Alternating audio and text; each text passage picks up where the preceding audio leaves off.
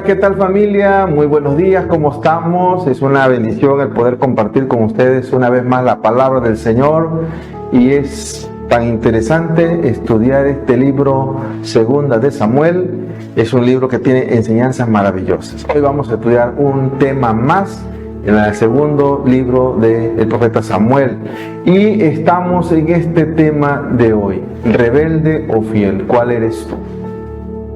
Como dije, perfecto, rebelde o fiel, ¿cuál eres? ¡Wow! ¡Qué pregunta!, ¿verdad? Bien, vamos a introducir el tema. Es una emoción humana que consiste en desear causar mal a una persona. O bien puede ser un animal o puede ser un objeto.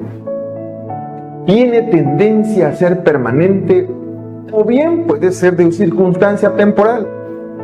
Y podemos considerarlo frío. Podría tener como causa la ira, que estaba creciendo hasta alcanzar el odio.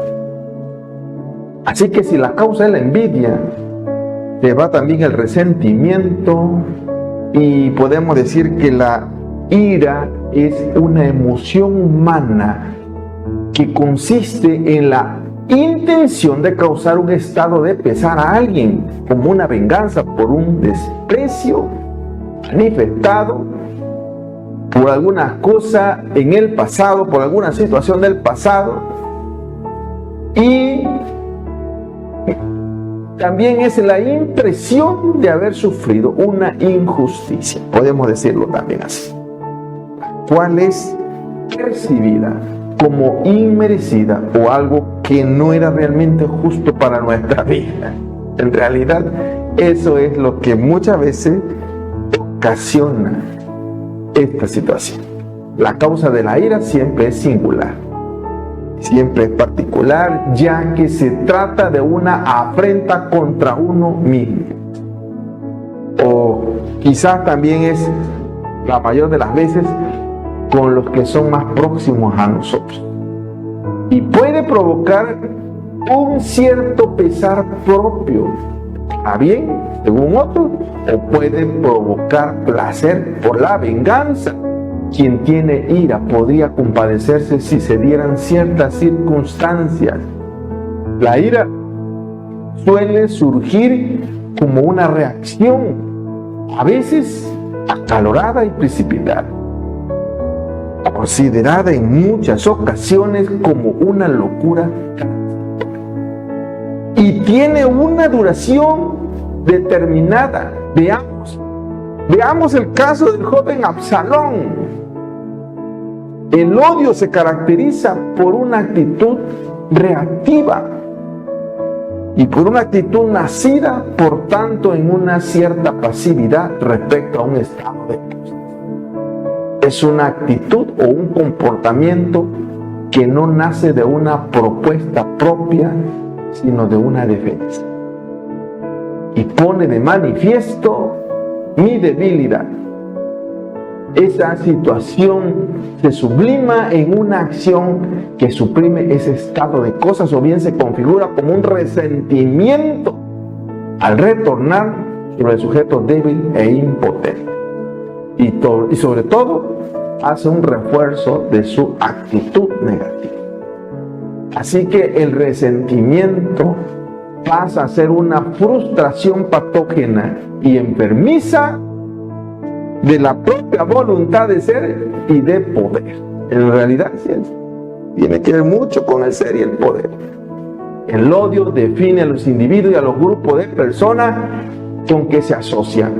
Y al reflejar las marcas de pertenencia social, por lo regular es evidente muchas veces, y es allí donde surge la idea de ser lo mejor o lo peor por medio de los gustos o de los hábitos, que tiene que ver con una pertenencia social.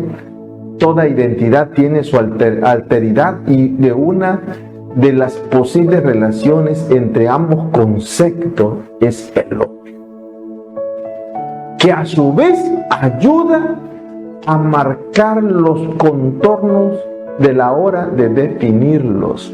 Y de esta forma, esta visión sostiene aquel viejo apotegma, no sé si usted se lo sabe, que dice: dime lo que odias para que yo pueda pensar y retratar tus virtudes, o bien pueda bocetar el mejor rostro de tu identidad. Los expertos nos enseñan la distinción de la escolástica, o sea, vamos a hablar de la filosofía, cuando propone diferenciar el odio en abominatios, que es el odio a la abominación, y que es primariamente el firme desprecio de alguna cualidad negativa, y solo se refiere a las personas que pudieran poseerla. El otro es el odio inimicati, que es el odio por hostilidad, y esta nos habla por el contrario de las personas que quieren odiar a otras personas de forma concreta, desearles un mal. Sería algo mientras que odias conceptos abstractos, podría ser aceptable. Por ejemplo, en el caso del primero, el odio a la abominación, que eso quiere decir odio en abomination, es decir, yo odio la mentira, yo odio al fraude, yo odio a la guerra. No es lo mismo estar diciendo yo odio a una persona, yo odio al rico, yo odio al pobre, yo odio a tal religión. Eso sí sería un grave problema, y de ese odio hoy estamos hablando. Desearle mal a alguien sería algo muy malo, mientras que odiar conceptos abstractos podía ser aceptable. Así que veamos más a fondo esto. La palabra odio proviene del latín odium. Esta era empleada por los antiguos romanos para todo aquello que resultara desagradable, reprobable en exceso, y comparte sus raíces con la palabra enojar, proveniente de onoidere, que quiere decir provocar el odio. Escuche esto: existen muchas causas por las cuales el odio llega a producirse. Los expertos nos dicen que muchas veces sucede por la envidia, muchas veces el odio viene por el resentimiento, muchas veces el odio viene por la asociación con causas contrarias a la propia, o simplemente la necesidad de buscar un chivo expiatorio para los propios padecimientos. ¡Wow! Del modo que sea, las personas que sienten odio a menudo incurren en conductas y en pensamientos o sentimientos coléricos, pensamientos y sentimientos violentos, desagradables hacia aquellos que odian. Numerosas culturas ancestrales han alertado sobre el rol dañino del odio, la forma en la que atenta contra el diálogo y el entendimiento, empujando más bien a la gente hacia la destrucción del otro. Además, escucha esto tan importante, tan importante: odiar requiere de la inversión de una importante cantidad de energía. La cantidad, y poner atención en todo aquello que se odia, causaría pérdida de energía, dado que se trata de un sentimiento obsesivo que, una vez surgido de nuestra vida, es difícil de combatirlo y nos lleva a un gran daño y hay un desgaste personal. A lo largo de la historia, el odio ha sido el causante de numerosas tragedias, guerras, persecuciones. A veces es inducido por estados de ignorancia, tal como el caso de Absalón. El odio entre la familia puede ser tan duradero que generaciones enteras crecen dispuestas a agredir y a ser agredidas por personas desconocidas, pero asociadas a una situación que ha sido de odio por el paso del tiempo. Absalón tenía ansia de poder y además guardaba el resentimiento contra su padre por su pasividad ante la violación de su hermana Tamar. Además, la falta de integración familiar, entre otras más, eran posiblemente un gran peso para esta situación de la vida de Absalón. Bien, si quiero enfocar el tema, podemos decir que el cristiano fiel reconocerá siempre la soberanía de Dios y recordará los beneficios de recibirlo sin merecer. Siempre será en un clima de perdón, sin odios, compartiendo lo que hemos recibido. Quiero repetirlo nuevamente. El cristiano fiel siempre reconocerá la soberanía de Dios y recordará los beneficios que recibió del cielo sin merecer. Siempre, siempre en un clima de perdón, sin odios, compartiendo lo que ha recibido de parte de Dios. Bien, estamos en la lectura bíblica de Segunda de Samuel, capítulo 15, versículo 13 al 23. Veamos lo que dice este importante pasaje de la Escritura. Segundo libro de Samuel, capítulo 15, versión Reina Valera, 1960. Y un mensajero vino a David, diciendo: el corazón de todo Israel se va tras Absalón. Entonces David dijo a todos sus siervos que estaban con él en Jerusalén: levantaos y huyamos, porque no podremos escapar delante de Absalón. Daos prisa a partir, no sea que apresurándose él nos alcance, y arroje el mal sobre nosotros, y hiera la ciudad a filo de espada. Y los siervos del rey dijeron al rey: he aquí, tus siervos están listos a todo lo que nuestro señor el rey decida. El rey entonces salió, con toda su familia en pos de él. Y dejó el rey 10 mujeres concubinas, para que guardasen la casa. Salió, pues, el rey con todo el pueblo que le seguía, y se detuvieron en un lugar distante. Y todos sus siervos pasaban a su lado, con todos los certeos y peleteos, y todos los geteos, 600 hombres que habían venido a pie desde Gat, iban delante del rey.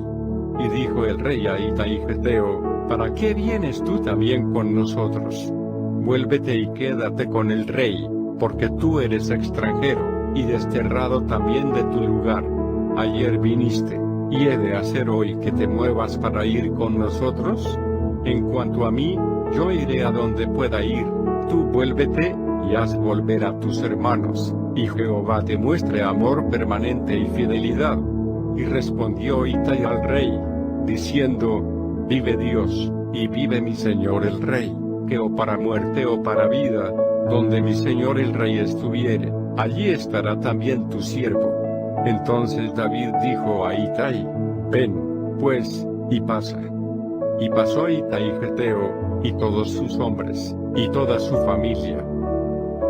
Qué interesante tema vamos a analizar hoy este pasaje de la Escritura. Estamos reflexionando en el tema y quiero hacerlo bajo 3 aserciones interesantes. Vamos con la primera: una decisión cautelosa. Como dije, perfecto, una decisión cautelosa.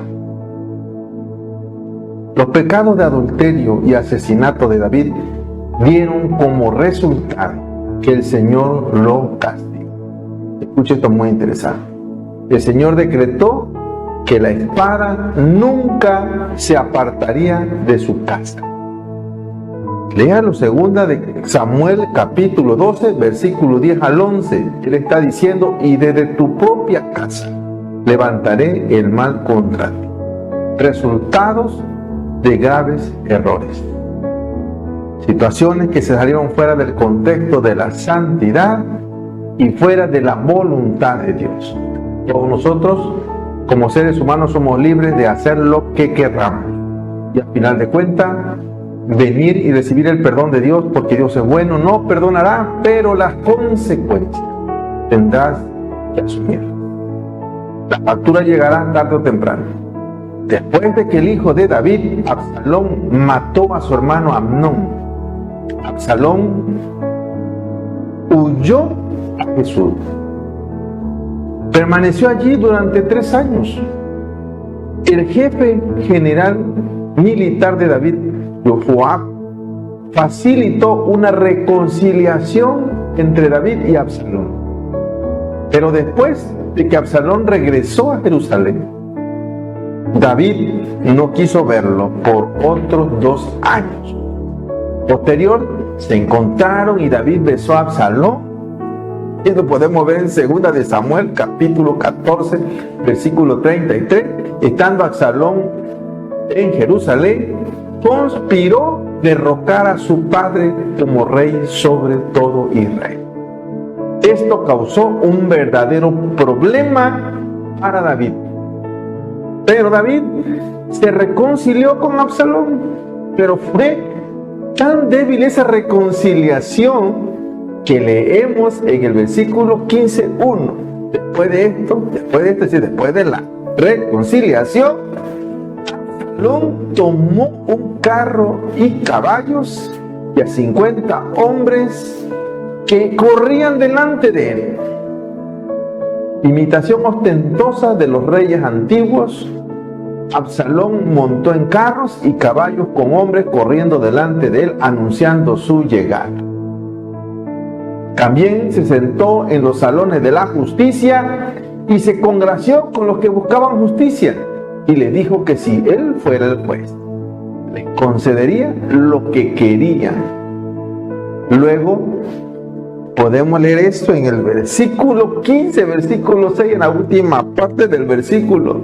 Dice: entonces Absalón robó el corazón de los hombres de Israel. ¿No suena Absalón como un político? Le dijo a la gente lo que querían escuchar. Dijo que les daría lo que querían. No es de extrañar que les robara el corazón. Pero necesitamos preguntar: ¿a quién robó Absalón el corazón de los hombres de Israel? Claramente la respuesta es que él le robó el corazón a David. Escuche esto. Y aquí está el problema. David fue ordenado por Dios para ser su rey sobre todo Israel. David era el rey ungido de Dios. Después de reconciliarse con David, Absalón debería haber apoyado la administración del rey David. Pero al robar los corazones de la gente, Absalón demostró ser un enemigo de Dios y de David. Después de 4 años de una actitud manipuladora, le preguntó a David si podía ir a su lugar de nacimiento. Estamos hablando de Hebrón, para cumplir un voto. David accedió: vete en paz. Puede leerlo en 2 de Samuel, capítulo 15, versículo 9. Curiosamente, estas son las últimas palabras que David le diría a su hijo Absalón. La intención de Absalón claramente no era la paz, sino la revuelta. Envió mensajeros por todo Israel diciéndole a los que simpatizaban con su causa que cuando oyeran el sonido de la trompeta, sabrían que ahora era el rey. Y Absalón también invitó con él a 200 de los principales ciudadanos de Jerusalén que no tenían idea de su verdadera intención. Mientras ofrecía sacrificios en Hebrón, Absalón hizo que Aitofel viniera y se uniera a él. Usted preguntaría: bueno, pero ¿qué importancia tiene Aitofel en este asunto? Pues sí es importante. Vea esto. Aitofel era abuelo de Bexabe y también fue un consejero muy cercano a David. Sin embargo, después de lo que David le hizo a Bexabe y a su esposo, si recordamos a Bexabe, que fue la joven que vio desnuda, esposa de Urías, el guerrero, Urías el Eteo, la relación de Aitofel con David por esta situación aparentemente se agrió.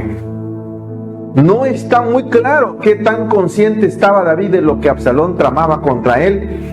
David debe haber estado al tanto de las intenciones de exhibición de los carros de Absalón. Tal vez incluso estaba al tanto de las declaraciones de Absalón al pueblo con respecto a la justicia. David seguramente sabía que 200 de los principales ciudadanos de Jerusalén acompañaron a su hijo a Hebrón. Es posible que David no haya hecho nada porque pensó que eran las consecuencias de sus malas acciones, fuera de una voluntad del contexto de Dios. Sin embargo, su hijo Absalón no se preocupaba por los intereses de David. La fe de David estaba a punto de ser desafiada por los enemigos de Dios. Escuche esto, muy interesante. No siempre somos conscientes de que los enemigos de Dios conspiran contra nosotros. Por supuesto, no estamos en posiciones de liderazgo significativo como lo estuvo David. Sin embargo, los incrédulos, los que nos rodean en nuestro entorno, que son enemigos de Dios, a menudo se preocupan y se opondrán. Y esto no debería sorprendernos. En el versículo 13 de este capítulo que estamos analizando, dice que vino un mensajero a David y le dijo: el corazón de los hombres de Israel se ha ido tras Absalón. Esto debe haber sido una noticia aplastante para la vida de David. Sabía que permanecer en Jerusalén significaría un grave daño. Un daño sobre el amor paternal que tenía por Absalón. Entonces hizo preparativos para huir de Jerusalén. Claro está que muchos años antes él había huido del rey Saúl, así que por lo que David ya tenía una amplia experiencia en escapar de aquellos que intentaban quitarle la vida. Después de reunir lo poco que necesitaba para escapar, David y todos sus sirvientes abandonaron Jerusalén. Wow. Vamos a la segunda aserción: fidelidad y lealtad. Como dije, perfecto, fidelidad y lealtad. Los cereteos eran un pueblo cercano a los filisteos. Vivían al sureste de estos, vivían en la parte del Negev, que es de los cereteos. Bueno, podemos leer, por ejemplo, una referencia para ver quiénes son en Sofonías capítulo 2 versículo 5. Sofonías dice: ay de los que moran en la costa del mar, del pueblo de los cereteos. Ahí está la ubicación, una identificación geográfica donde están ellos. La palabra del Señor, sigue diciendo Sofonías, es contra vosotros, oh Canaán, sobre tierra de los filisteos, y te haré destruir hasta no dejarlo morador allí. Bien, de los peleteos que también se mencionan en esta historia no se tienen muchos datos. Los investigadores en esta materia opinan que eran mercenarios de la isla de Creta. Era un lugar donde vinieron originalmente los filisteos. Pues si usted no lo sabe, los filisteos históricamente se piensa que vivieron en Creta, que ahí fueron formados. Eran una cultura cretense.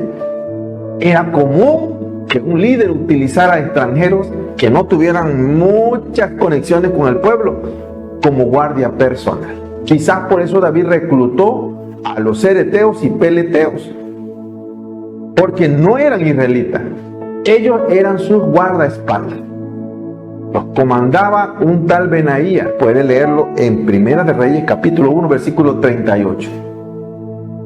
Ahí vemos que dice, hay un pasaje que dice: descendieron el sacerdote Sadoc, el profeta Natán, Benaía hijo de Joiada, y los cereteos y los peleteos, y montaron a Salomón en la mula del rey David, y lo llevaron hasta Gihón. Y escuchen esto, muy interesante. Ahora había que proteger a Salomón, porque la mirada de Amnón pasó a Absalón, y ahora por esta rebelión está pasando la mirada a Salomón. Se supone que su función de estos famosos cereteos y peleteos, por investigaciones bíblicas, desaparece con la muerte de David, pues ya no se les vuelve a mencionar más. Así que cuando David llega hasta la última casa de Jerusalén, él se detiene para inspeccionar a todos sus partidarios. A medida que iban pasando delante de él, vio y detuvo a Itai el Geteo, un mercenario de la ciudad filistea de Gat, y le dijo: ¿y tú por qué vienes también con nosotros? Vuélvete, intégrate con el nuevo rey, porque eres extranjero y también desterrado de tu hogar. Llegaste ayer y no es justo que te haga vagar con nosotros, ya que yo voy a donde no sé. vuélvete y llega y lleva contigo a tus hermanos, y que el Señor te muestre misericordia y fidelidad. Esto se lo está diciendo David a este mercenario Itai. Era filisteo. Se lo puede leer en este capítulo que estamos leyendo, capítulo 15, versículos 19 al 20. La palabra ayer que está mencionando David a Itai significa recientemente. Llegaste recientemente, por lo tanto David no pretendía que Itai compareciera, compartiera o se involucrara en sus problemas. David liberó a Itai para que regresara a su casa y disfrutara de una vida normal, pero Itai, escucha esto muy interesante, no aceptó nada de eso.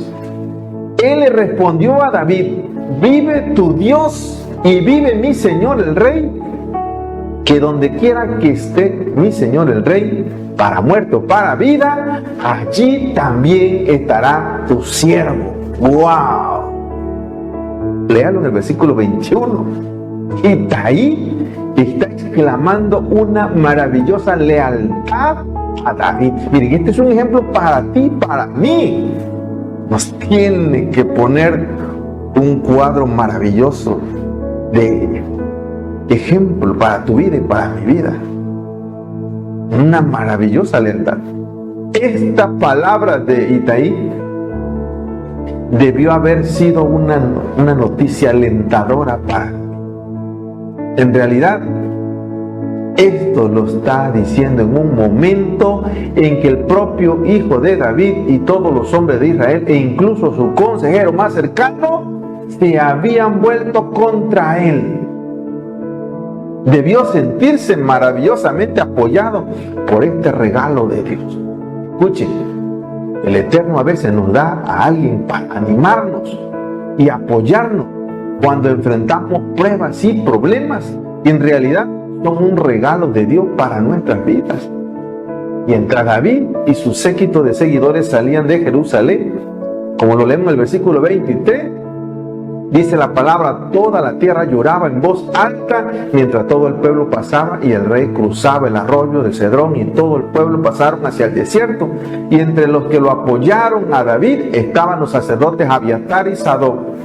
Junto con todos los levitas trajeron consigo el arca del pacto de Jerusalén. Miren, es posible que hayan pensado estos ministros de Dios que el arca de Jerusalén, traer el arca de Jerusalén, era tan importante porque decían posiblemente hayan la posibilidad de que Absalón se apodere de la ciudad de Jerusalén.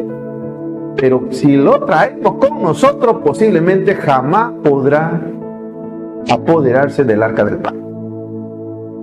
Y esta importancia para ellos era porque ellos sabían, decían y afirmaban que el arca del pacto representaba la presencia de Dios. La creencia dominante era que estas personas creían que el arca de Dios indicaría que Dios estaba de su lado. Pero David no aceptó nada de eso. Le dijo a Sadoc: lleva el arca de Dios de vuelta a la ciudad. Y escucha estas palabras de fe de un gran hombre: si hallo gracia ante los ojos de mi Señor, Él me hará volver y me dejará ver tanto el arca como su morada. Wow, escucha esto, muy interesante. Pero sigue diciendo: pero si no tengo el placer en ti, Dios, aquí estoy, que se haga de mí lo que bien le parezca. Ese es un desafío de fe. Léanlo en este capítulo 15, versículo 26 y versículo 27. Y ahí va el arca hacia atrás. Dijo: en realidad no dependo del arca, dependo de la misericordia y del amor de Dios. Si Él quiere, permaneceré de pie, y si no, valientemente aquí estoy, Señor, haz lo que quieras. Y esto es saber reconocer cuando Dios tiene autonomía absoluta sobre nuestro destino. A veces queremos meter mano negra Pero en realidad, como creyentes, tenemos que saber respetar la voluntad de Dios, y mucho más cuando tenemos uso de razón que hemos cometido grave error o errores bajo nuestra voluntad intencional. Así que aquí está, David les quiso decir, los expertos nos están diciendo, David les quiso decir que su restauración, si es que la había, no dependía de si el arca sagrada de Dios estuviera o no estuviera, sino más bien se trataba de que si él lograba nuevamente el favor de Dios, la gracia de Dios fue a favor de él. También hay personas que exageran diciendo que si realmente crees en la soberanía de Dios, entonces solo necesitas sentarte y dejar que Dios actúe en tu nombre. Pero eso no es verdad. La fe no disminuye, sino todo lo contrario, se activa por el conocimiento de la soberanía de Dios. Bien, vamos a la sección 3 y es corazones quebrantados. Como dije, perfecto. Corazones quebrantados. Fue una tarde gris, una tarde fría, la lluvia como si el mismo cielo estuviera llorando. Cae implacable de ese cielo plomizo. Las puertas de Jerusalén presencian algo que parece una procesión fúnebre. Cientos de hombres, mujeres y niños salen de la ciudad junto con su rey, huyendo de un malvado hijo que se ha salido de sí mismo. En medio del grupo va un individuo con su cabeza. Tiene unos 60 y pocos años. Sus ojos miran el suelo mientras sus lágrimas se unen a la lluvia para enlodar más el sombrío derrotero del éxodo. Mientras esta extraña comitiva sale de la ciudad, hombres y mujeres al lado del camino lloran de la misma manera que muchos cientos de años atrás lo hicieron. Hoy volverán a hacerlo cuando está sucediendo esta situación. Y en el futuro sucedería con una multitud de gente mirando cómo se va el Mesías rumbo hacia el Calvario para ser crucificado. Algo parecido así. Pero esta vez no hay palabra de consuelo. David, que hasta el día de hoy era el rey, está otra vez huyendo. Esta vez de las huestes insurrectas comandadas por su propio hijo. No hay duda en cuanto a sus planes. Todos sabemos muy bien que Absalón, debajo de esa sonrisa difícil, que no es una sonrisa fácil y bien estudiada, en pocas palabras, es un individuo cruel y malvado. Porque aquí muchos se fueron con él, una gran cantidad de intelectuales y gente consejera del rey, muy cercana al rey, gente de mucha confianza. Estas situaciones, por lo regular, nos permiten ver el abandono de muchos y la fidelidad de pocos. Estas situaciones son duras y gravosas, pero son muy buenas, porque te permiten analizar esta situación. Las prolongadas huidas por el desierto, las largas y frías noches del invierno, durmiendo en las cuevas de la tierra, vuelven otra vez a su memoria, como cuando decía: mis huidas tú las has contado, pon mis lágrimas en tu redoma. Y la pregunta que hacía en este texto bíblico, en el Salmo 56:8, decía David: ¿no están ellas en tu libro? El salmista de Israel se ha conformado completamente a la voluntad divina. Él mismo se refiere al usurpador y lo llama rey. Escuche esto. Y no hay un clamor de queja contra Dios. Él lo acepta. Acepta todo con mucho respeto y sumisión. ¿Qué actitud de hombre? Bueno, este es un ejemplo a seguir. Analícelo. No hay cobardía. Simplemente ahora él está absorto a la voluntad perfecta de Dios. El corazón de David siente un calor que le estremece. Aquí hay un hombre que está dispuesto a jugársela por él mismo. alguien quien firmemente cree que pese a todo lo que se ve y todas las circunstancias de su entorno, David sigue siendo el soberano con quien identifica su fidelidad. Escuchen, el espectáculo es conmovedor. El rey sube la cuesta de los olivos y sube llorando, llevando la cabeza cubierta, los pies descalzos. También todo el pueblo que venía consigo cubrió cada uno su cabeza y iban llorando mientras subían. Puede leerlo en 2 de Samuel 15:30. Cuando se llega a la cumbre del monte, sucede algo increíble. David se arrodilla y hace una oración. Las lágrimas corren profundamente por su mejilla y no obstante su voz alaba al Señor por su misericordia y su fidelidad. Algunos de sus amigos se preguntan cómo puede alabar a Dios si está huyendo para salvar su vida. ¿Cómo puede darle gracias a Dios por ser su luz y su salvación si todo parece tan oscuro y su existencia está en gran peligro? Cientos de los que le acompañaban se han arrodillado siguiendo el ejemplo de su rey. Y entonces surge una adoración maravillosa. Es una combinación. Ha convocado a una reunión urgente de los principales de Israel y sus consejeros. Mientras Aitofel, que es reconocido por su sabiduría y prudencia, aunque no por su bondad o santidad, en primer lugar propone que hay que demostrar que este golpe es real y que ninguno va a volver atrás. Y Absalón sigue el consejo inicuo y abominable de su asesor, quien le sugiere que en forma pública viole las mujeres de la casa de su padre. Escucha esto. El príncipe ejecuta esa detestable e impía recomendación.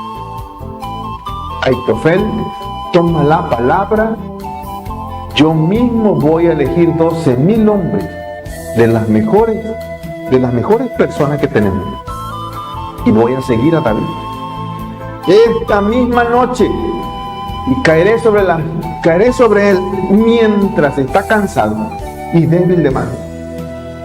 El pueblo que está con él va a huir y yo lo voy a matar solo. Escucha estas palabras tremendas. Léalo en 2 de Samuel capítulo 17 versículo 1 y versículo 2. David sube esa cuesta del monte de las olivas llorando, pero aceptando el propósito del Omnipotente en su vida.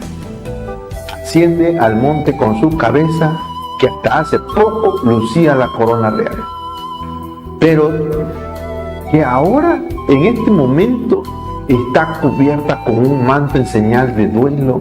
Sus pies, que ayer tenían buenas sandalias que le permitían subir al estrado real, ahora van descalzos por ese camino lleno de filosas piedrecillas.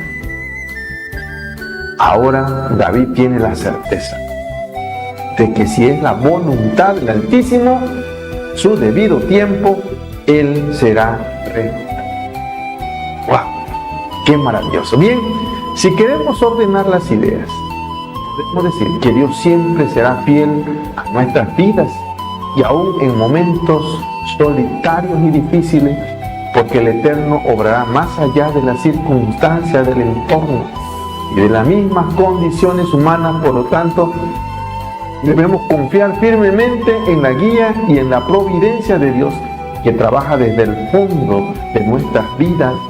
Por lo tanto, debemos obedecer su palabra con un corazón. Quiero repetirlo nuevamente. Dios siempre será fiel a nuestras vidas, aún en momentos solitarios y difíciles, porque el Eterno obrará más allá de las circunstancias del entorno y de las mismas condiciones humanas. Por lo tanto, debemos confiar firmemente en la guía y en la providencia de Dios, que trabaja desde el fondo de nuestras vidas. Por lo tanto, debemos obedecer su palabra con un corazón. Dios te bendiga y continuamos.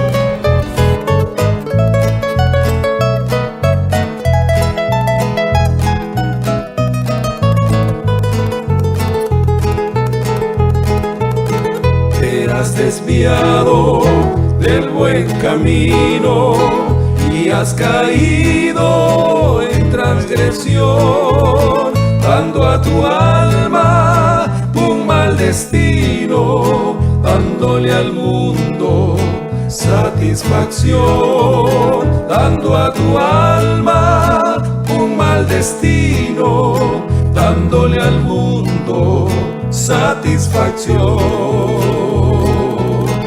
Dime qué mal hallaste en Cristo, que has dejado tu devoción.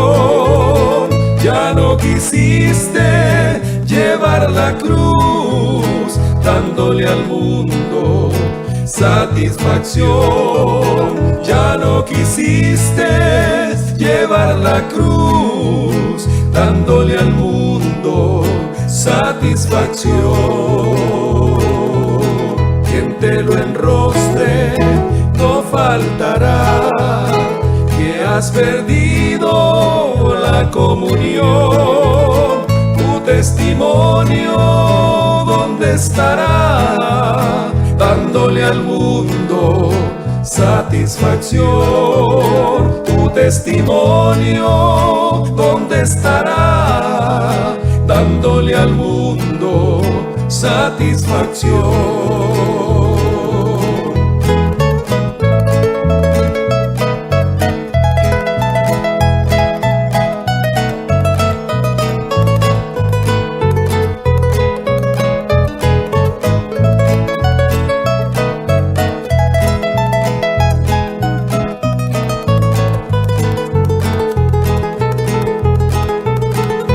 No ignores que quieren verte en el camino de perdición. Cuando por ti venga la muerte, tendrás segura retribución. Cuando por ti venga la muerte, tendrás segura retribución.